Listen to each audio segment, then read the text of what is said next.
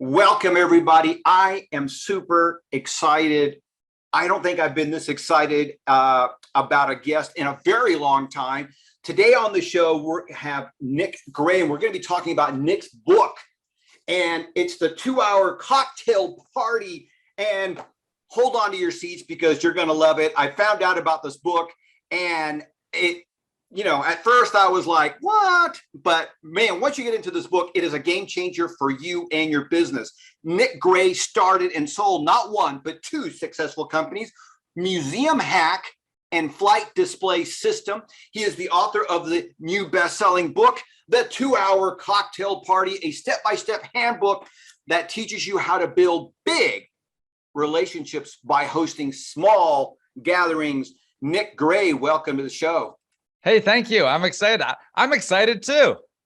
Hey, we're both excited. It's a phenomenal idea. And you know what?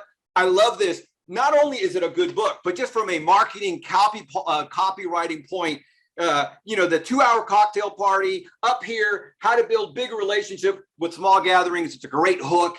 And so my first question to you is, what got you to write the book? What was happening? Give us the background on how you got to the point of writing the book. I didn't have a lot of friends. I moved to Austin, Texas, about a year and a half ago. And I knew the exact playbook of what to do because I hosted so many events in New York City. And when I moved to New York 15 years ago, same thing. I did not have a lot of friends. I was not successful at networking events. They were too busy and crowded. And frankly, nobody wanted to talk to me. So I decided to bring the party to me. Instead of me going to these parties, I'd bring the party to me. And I started to host my own events. I hosted hundreds of them, and I taught some people how to host their own. And when my friend, his name is Tyler, moved to Little Rock, he didn't know anybody but his wife's family. And he said, hey, Nick, will you teach me how to do this? That was about 6 years ago. And so since then, I've taught about, maybe 60 or 70 people how to do it. And we had a Google Doc that we just shared it in, and then I made this into a book.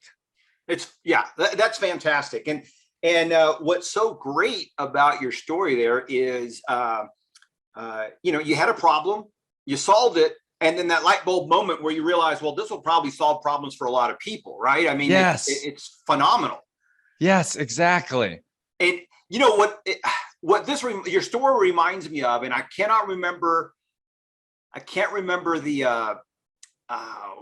the author, but it goes something like this. I went looking for a friend and found none. I decided to become a friend and found many.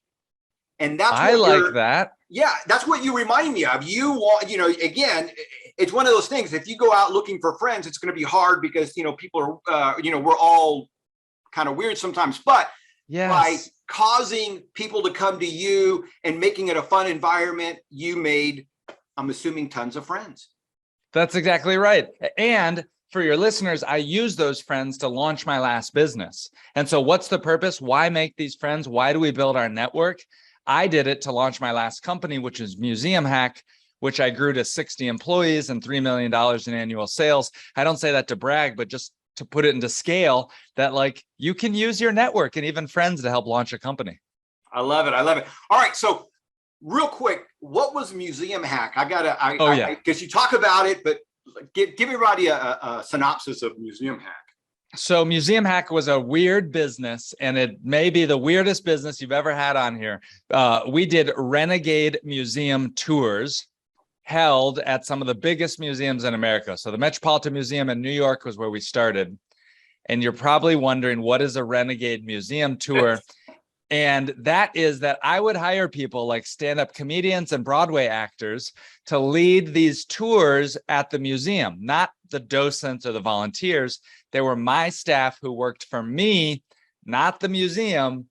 And so I would tell and share the juicy gossip about the art and the backstories and all that stuff. So it became a very popular tour activity for visitors and for tourists. But then where we made our money was we took that tour and we sold it to companies as a team building experience. Oh, cool. I like that. It was really cool because then that $59, tourist tour became $179 corporate experience. I love it. And again, this is a great marketing strategy. A corporate event, a corporate what do you call it? Team building event experience is going to have more value where you can charge $170, $200 versus the consumer, the average consumer who's not interested in that. Hey, they may pay you 50 or 60 bucks. But again, it's just a quick marketing thing. You see this all over the place. Very common. You can buy, what do you call it? I see this at the store quite a bit, where you can go and buy a bag of grapes and they're like, let's say $2 a pound. But if you buy a box of grapes, right, $7 a pound. Yes. It's all marketing. Isn't that funny? Goodness. How funny is that? That is incredible. All right. So let me ask you this. When you're putting the book together, when you were writing the book, anything that stuck out, any big surprise or aha moment as you're putting the book together? Yes, I did have some aha moments, but has any of your guests asked you about the sign that's behind you about discipline equals freedom? Because I'm just curious about it because it's resonating with me. Yes. Every now and then somebody says, hey, that's a cool sign. I've had heard that discipline equals freedom multiple places. And it's so true, right? Whether you're in a relationship, whether you're going to finish a book, whether you're going to write a book, whether you're going to get in better shape, discipline is required for that success or that freedom, right? It's 1,000%. And it jumped out at me when you asked me about writing my book, because I got to tell you, I would not wish writing a book on my worst enemy. It was a tough process for me, and I'm a perfectionist. And if you're a perfectionist, then maybe stick to social media, because you can throw it out there and you can just whatever. It's social media. Who cares? Right. But on a book, when everything has to be perfect because you get one chance, and mine is very prescriptive. You've looked through it and you've seen there's checklists. It's very tactical and practical. It's not long narratives. You read through and there's a lot of stuff to do. It's a handbook. So anyhow, so I did that. I think one of the most, what's helpful that I could share. I can tell your listeners this, the best book that I've read for advice about if you ever want to write a nonfiction book, this guy wrote this book called Write Useful Books. I think his name is Rob Fitzpatrick. And I wish I would have read that book much earlier along my journey.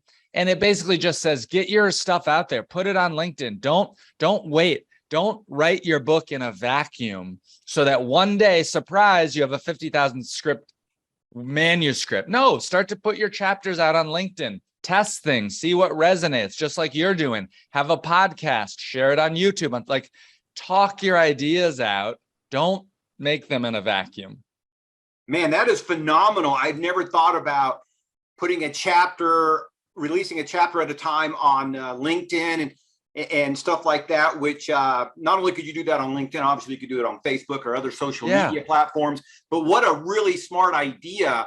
I remember many, many years ago, Ken Blanchard, I talked to Ken Blanchard about his book, the 10-Minute Manager?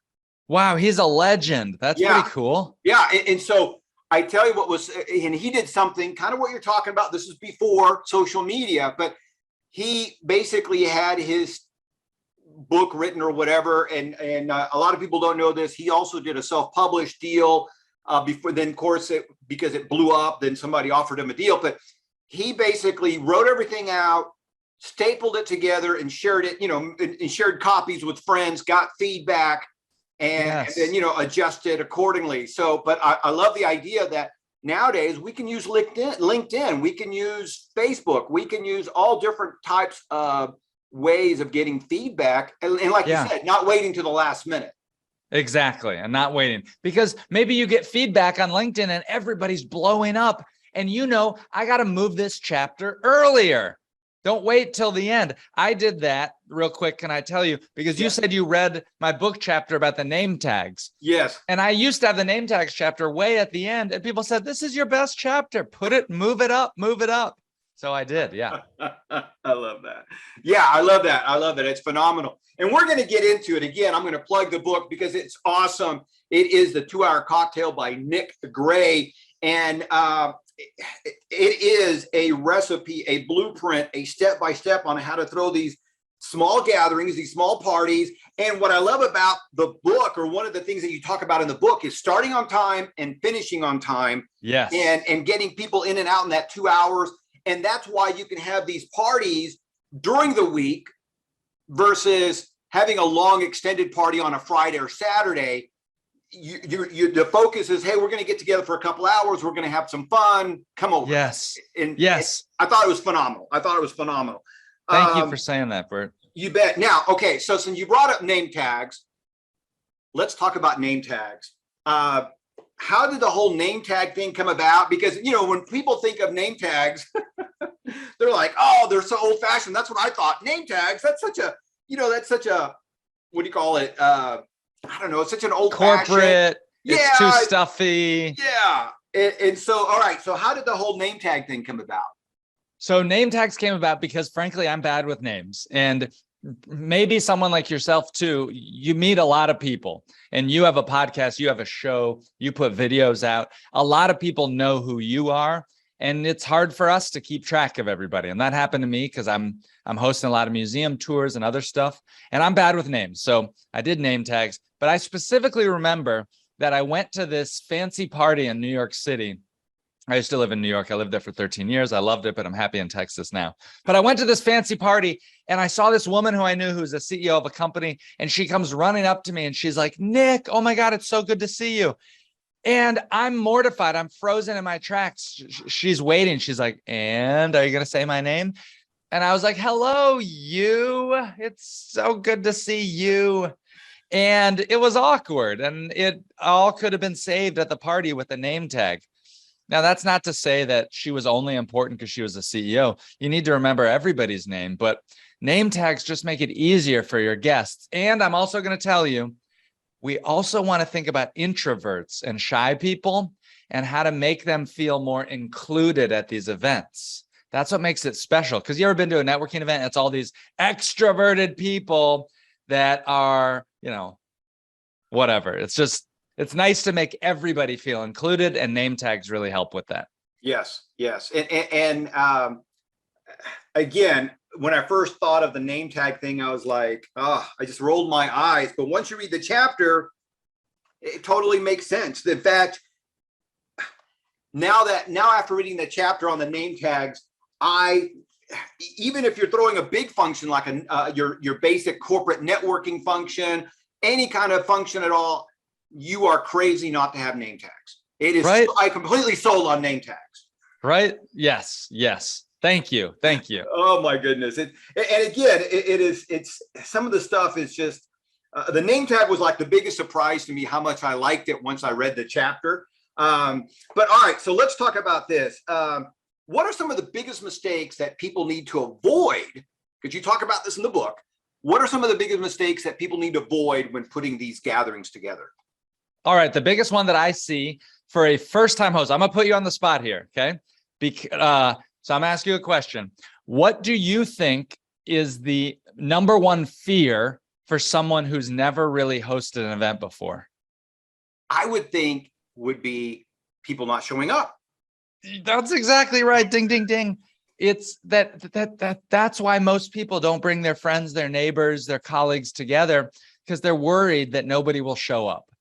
And so much of my book, probably 80% of it, deals with, how to make sure that you're going to have almost over 90% of people show up. I forced my sister to read my book this past weekend, and she hosted a girls' night on Saturday night. She had 21 people who RSVP'd, and every single one of them showed up for her party. And that is what you'll get when you do a few things. So I'll tell you what those are. Number one, host your party on what I call a non-red level day. That means Monday, Tuesday, or Wednesday night, because those are not socially competitive nights. Two, only host it for 2 hours. It's a 2-hour cocktail party to let people know that this is not a chance to get, wasted. This isn't a huge blowout party. We're coming, we're meeting, they can pop in. 3, you're going to send 3 reminder messages leading up to the event. And a lot of people are like, 3, that's too many. Bert, I've hosted hundreds of events. No one has ever said, you spammed me too much about this free party you threw. Nobody says that. And then 4, we're going to collect RSVPs on an RSVP platform like Eventbrite, Paperless Post. The one I like is a service called Mixily, Mixily. But a lot of the youth like this one called Partyful, Partiful. But a free thing just to get people to commit and make a social contract and say, I'm coming. And then you can send the reminder messages through there. So those are a couple of the major mistakes that I see for people doing. And then the last and most important one, no food. This is not a dinner party. Please, not a dinner party. Dinner parties are too hard. They're too complicated. Only cocktails. Yeah, I love that. I love the fact that there was no food involved. I think you mentioned maybe some light snacks. Yeah. And I thought, ooh, yeah, it's perfect. I mean, you don't have to worry about it. All right. So, the biggest aha that I got out of the book, and I want to talk about this again, the book, the 2-hour cocktail party, I'm going to leave the link in the show notes, is this thing called the Icebreakers. And you have 3 icebreakers during this 2-hour get together. Talk about the Icebreakers, talk about how you came up with that, and what's the purpose of the Icebreakers. Talk about this, please. Guys, check out our sponsor, freepublicityexpert.com. What would happen to your business if you were 10 times more famous? What would happen to your credibility and your profitability if you were seen on the news on a regular basis? Check these guys out at freepublicityexpert.com, freepublicityexpert.com. Get the publicity your business deserves. Check them out. 2 purposes of icebreakers. The first purpose, and what's an icebreaker? It's just a conversational mix-up. We're just trying to have folks have an excuse to go talk to somebody new. Okay.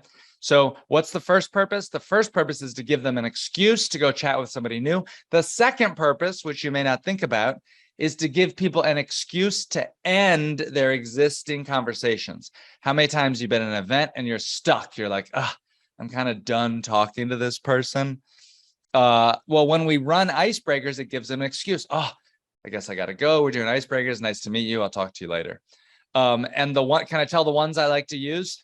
Yes. The number one that I like to use, because most people who read my book is meant for people who haven't hosted a lot. And so this is probably their first time running an icebreaker. And the only thing that's important is just that it goes well. And so we're not trying to get creative. We're not trying to create the best. You're just doing one that always works. And so that one is say your name, say what you do for work, and then say one of your favorite things that you like to eat for breakfast. Now, why that one? Well, because it's easy, because everybody eats breakfast or chooses not to eat. They've done it recently. There's no judgment. It doesn't take you a long time to think about it. And the actual thing we want to know is their name and what they do for work, right? Because it's like kind of a networking thing. But we add the breakfast because it expresses their personality and because it's easy and it works all the time and it's fast. Yes. Right? There's no judgment, right? They're not, what's my favorite movie? What's my favorite book? What's the worst job I ever had? It's not that, right? It's fast. And in a room where you don't know a lot of people, it's easy to go around and it doesn't require vulnerability. So that's the quick gist. It's phenomenal. I love that idea of the icebreakers. And again, this is something that, especially now that people are starting to come back to an office environment, I could see the icebreakers being done at the office.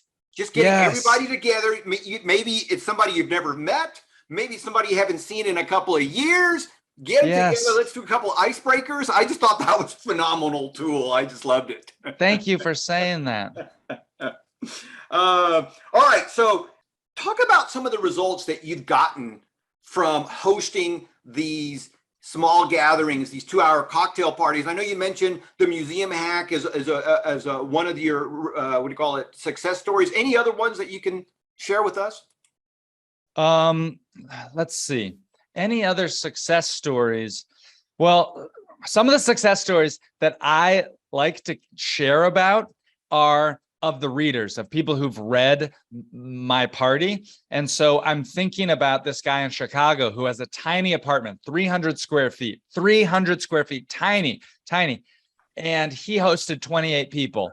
And Wow. it was packed, but it was exciting. And a lot of people say, my apartment isn't nice enough. It's too far away. It's too small. It's too dirty. I say, you know what? Within reason, that doesn't matter, because you will have the confidence and you'll have the vulnerability to invite people into your home, and nobody's going to show up to your party and judge you. They're not going to show up and be like, oh, this is too small. I'm leaving to start a rival party. No, they're going to be there, and they're going to create that vulnerability of you inviting them into your home is going to create a deeper, deeper, deeper connection.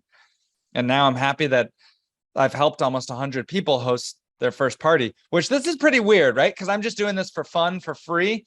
And it seems like I'm not selling anything. I'm not trying to sell. I'm just trying to, I think there's a loneliness epidemic kind of post-COVID, and folks just aren't, most adults haven't made a new friend in many years. And this is my attempt to try to fix that. You know what? I think you've hit an incredibly big nail on the head, because even pre-COVID, once we get to a certain point in our lives, I don't think we expand our circle very much. Yes. I mean, especially if you are married and you have children. Yeah. Your circle is really just the friends that you had before you got married, maybe some coworkers, and your family, and it doesn't get much bigger than that. And, right. And then the other thing is, back to, again, as humans, we're so weird sometimes.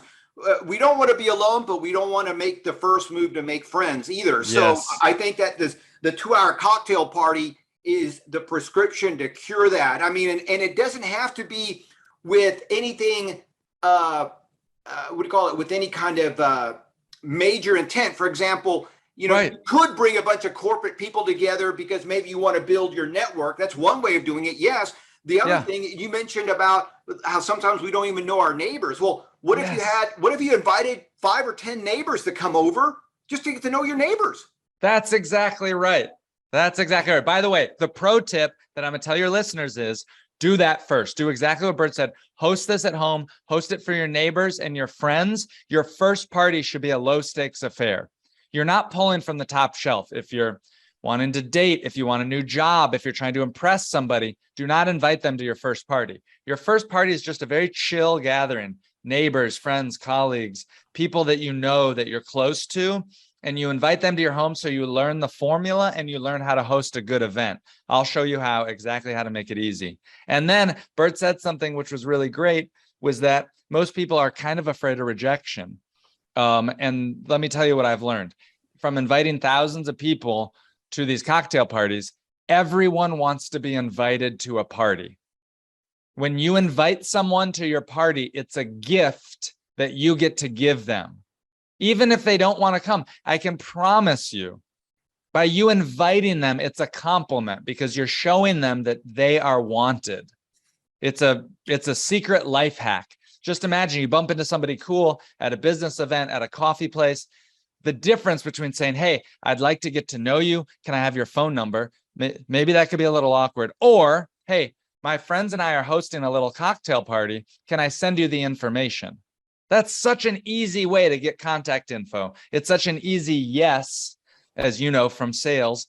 Make it easy for them to say yes. Can I send you the information versus can we have a one-on-one meeting? That's hard. That's hard. Yeah. No, I love it. I love it. And there's just so many gifts that can come out of hosting a 2-hour cocktail party. It's amazing. All right. You mentioned something that I want to kind of ask you. You mentioned how sometimes we as humans are fearful. When you were putting this book together, did you hit that wall of fear? And if you did, how did you overcome it? I definitely did hit some fear. I tell you what, I just couldn't finish the book. I had some mental blocks around something. Something was holding me back. And I'm a perfectionist. The reality is I had some dark months and weeks of just trying to work too much, spend too much time on things that really didn't matter. And maybe you've done that too in your life. I certainly did it a lot. I spent too much time on things that didn't matter. But then I'll tell you what, the hardest time was I was getting ready to finish my manuscript around March of 2020.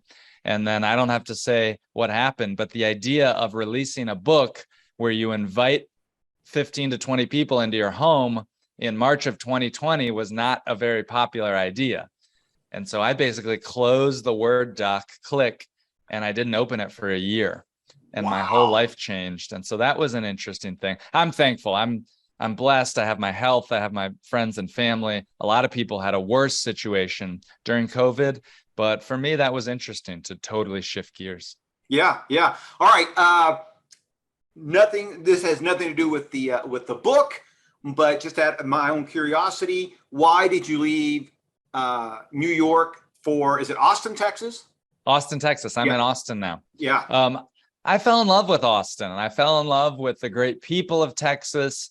I kind of grew up in Dallas a little bit, and I came back to Austin, and the nature and the outdoors. Now, look, I'm a city slicker to my core. I think New York City, if you want to live in a big city, there's nowhere in America like New York. I lived there for 13 years, no car, never drove, didn't have to. You don't need to.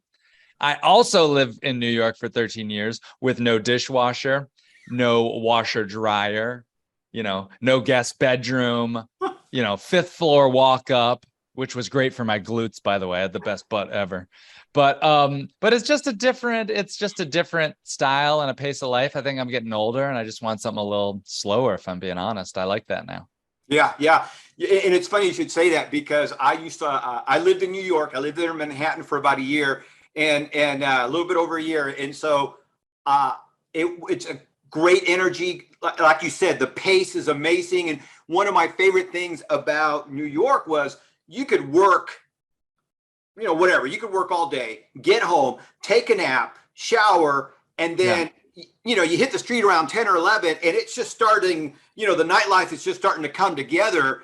And you didn't know this, but I grew up in Texas. So Texas is the reverse. If you're not out in the streets by 10 or 11, it's going to start wrapping up pretty soon. So right. A different lifestyle. And yes, I love New York, but man, I also did appreciate the simplicity, if you will, the different energy that I grew up in Houston. So Houston and Austin have a different energy than New York, and that's okay. It is a great city. There's just this great energy there that it's not any place else. Even in Los Angeles, the energy is different than it is in New York. And New York really is. It's so dense. And I think that's the big thing. That's so dense. I love what you did. How old were you when you lived there, Bert? Oh my gosh, I was 30. I think everybody should live in New York for like a year. It should be like a study abroad program for most Americans. And you got to live in New York for a year, sometime before you're 35. Live in New York for a year. Try it out. Because when you were writing the book, did you have a specific reader in mind, or was this, like for everybody, or were you thinking, hey, this is just for business people? What were you thinking as far as readership? This book works best for someone who has, I would say, who has or who knows, 20 to 30 people in their loose connections in the town that they live. I don't mean 20 to 30 friends or best friends, but I mean on your Facebook or on your LinkedIn, you've got at least 20 or 30 people that you've met or talked to over the last 5 years. Because what this party really is for developing and building your connections of what sociologists call your weak ties or your loose connections. Because we find out about the best business opportunities, relationships, new jobs. We find out about those through our weak ties, through our acquaintances. Think about acquaintances, somebody that maybe you know their name, maybe not, but you see them, you say hello to them. That is what this party's for. This party is for to develop that network that you have of acquaintances. So that's kind of who I think about. It can work for somebody that just moves to a new town that knows nobody. And I've seen it work and I've helped people do that, but it's a little bit harder. Sure. Like your buddy Tyler there, who moved to, was it Chicago? No. Little Rock. Yep. Little Rock, Arkansas. Yep. The book, again, The 2-Hour Cocktail Party by Nick Gray. And it's really about how to build big relationships with small gatherings. And it is totally step by step. You cover everything in this book. You cover the whole invite sequence, which I thought was phenomenal. I don't think you left anything to chance. It's really, I mean, very well detailed and very well laid out. It's well done, Nick. Thank you. Thank you for saying that, Bert. I appreciate it. I worked on it for 5 years. My goal is just like you said, people are lonely. And I think we need to get back together, because as adults, you alluded to this, friendship becomes a game of attrition. People just, as you get older, people just kind of drop off, and it's harder to meet new people. And that's what's messed up. Nobody teaches adults how to make new friends. Well, Yes. What if how would your life change if you became that person that your friends meet people through? You become that one who's the super connector through your town. All that it takes is a simple 2-hour cocktail party. Yeah, that's phenomenal. You get to be the guy. I have a guy. Right, Yeah, right. You become the guy. And, back to your loose ties, you covered this in the book, but this is so true. I forgot what the percentage, but there's a large percentage of jobs that are filled through these acquaintances and loose ties, right? Right. It's who you know. Yes. It's that old phrase, your net worth is your network, right? Yes. Your network is your net worth. It's that phrase, and it's real. It's super true. By the way, the book is called The 2-Hour Cocktail Party. It's not about the alcohol. I don't even drink alcohol myself. I wrote a book about cocktail parties, and there's no drink recipes. But it's that idea, the phrase cocktail party, that's a socially acceptable, lightweight, easy event for you to show up to. That phrase is easy for people to say yes to. Very different from a dinner party. Yes. And this format and formula can work for a networking event. It can work for hosting a clothing swap. It can work for a book swap or a happy hour. And in the show notes, we'll include links to those. I've written a bunch of articles about how to host a networking event, how to plan a happy hour, how to host a clothing swap. The same formula. Host it on a Monday, Tuesday, Wednesday night. Keep it to 2 hours. Use name tags. Do rounds of icebreakers. That is how you can learn to gather people and become a super connector, so that then folks are like, oh my God, you got to meet Bert. He hosts these amazing events. You have to get an invite. He hosts these awesome stuff. Anyone can do that. You just have to step up and host a party. Yeah, no, I love that. I love that. All right. If you were to give our audience 1 or 2 takeaways, what would be the 1 or 2 things that you would want the audience to take away from either the book or from today's interview? Number 1 is the importance of name tags. Even if you're hosting a birthday party for your kids or a gathering, it's not that you know everybody's names. Think about your guests. Think about the +1s or the spouses of your guests that are coming. They don't know everybody. Name tags are an easy way to make people feel included. Number 2, do not host a dinner party. If you're getting excited to host people, I can't stress enough, it's not about the food. People are coming for the people and the conversations. You can accomplish 80% of the results with only 20% of the work, less time, less stress, when just do a cocktail party. I love that. I love that. And not only is it not about the food, it's not about the alcohol. And you talk about that in the book as well. Just, and it's phenomenal. And it is more, at least from what I took away from the book, it's more about the name tags, get everybody to know each other, and the icebreakers. Those to me were the big takeaways that I got from it, because in today's world, we might say hi to people and quote, we might have a bunch of friends on LinkedIn and social media, but do we know people? Do we really even know their name? This is great. In fact, one of the things that I started doing, and again, you talk about this in the book, as you mentioned, okay, I think it's even in the first chapter, start putting your name list together. Yes. And so I go to the gym every day. I'm thinking, okay, I'm going to invite her. I'm going to invite him. I'm going to invite this trainer, that trainer, the owner.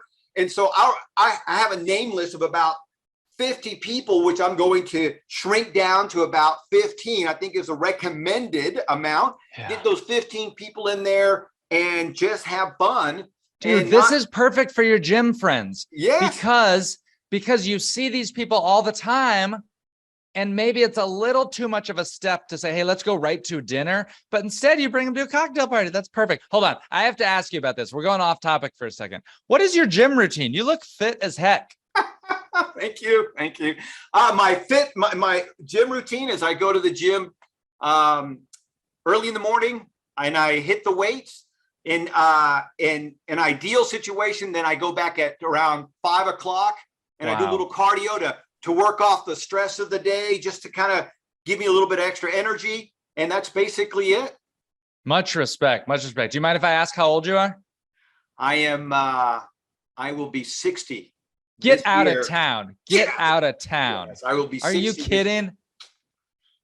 You're an inspiration for that level of fitness, for Thank going to the you. gym twice a day. You're doing more. And for me, that's an inspiration to get my butt into gear and get up there, to get some functional strength training. It's just Yeah. helpful as we get older. Absolutely. Absolutely. You gotta, you don't want to lose your glute that you developed in New York. 13 years of what is it? Stairmaster? Yes, climbing? yes. and hauling the groceries up the stairs. You're right, Bert. Oh my goodness. Nick, it's been a pleasure having you on the show. I'm so excited about the 2-hour cocktail party book by Nick Gray. The show notes, or check out the show notes. We'll have plenty of links there. Nick, love to have you back again, my friend. Thank you very much. Thanks, Bert.